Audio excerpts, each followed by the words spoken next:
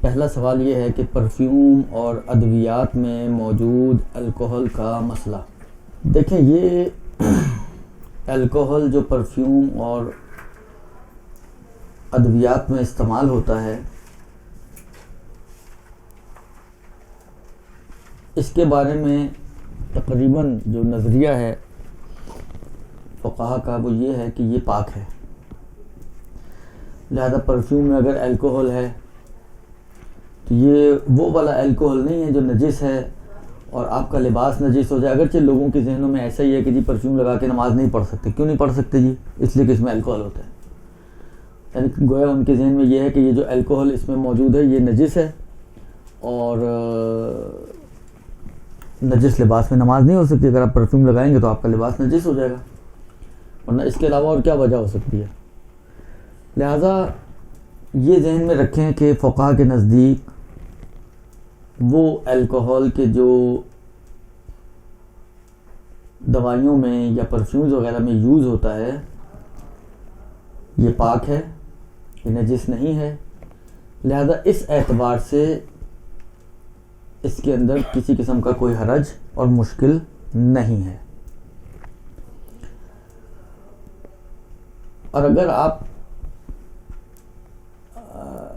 آغا سیستانی کی سائٹ کو وزٹ کریں، وہاں پر کچھ ہومیوپیتھ دوائیوں کے بارے میں سوال پوچھے گئے ہیں تو انہوں نے یہی جواب دیا ہے کہ اگر وہ اتنی کم مقدار میں ہو کہ استہلاک ہو جائے. استہلاک کا مطلب یہ ہے کہ اتنی کم مقدار، جس سے مثلا ایک مسئلہ آتا ہے نا کہ روزے کی حالت میں اگر کوئی مسواک کرے اور پھر اس کو باہر نکال کے واپس اندر لے کے جائے تو جو تھوک لگا ہوا ہے اگر وہ اتنی کم مقدار میں ہے کہ منہ کے تھوک سے گھل مل کر ختم ہو جائے تو پھر وہ جو منہ کا تھوک ہے اس کو اندر لے جانے میں کوئی حرج نہیں ہے. استہلاک یعنی گھل مل کے ختم ہو جانا. یا آغا سیستانی کے نظریے کے مطابق اگر خون، انڈے کی زردی میں خون ہو تو آغا سیستانی اس خون کو نجس نہیں سمجھتے ہیں، لیکن خون کھانا بھی تو حرام ہے. نجس ایک چیز ہے، کھانا اور چیز ہے.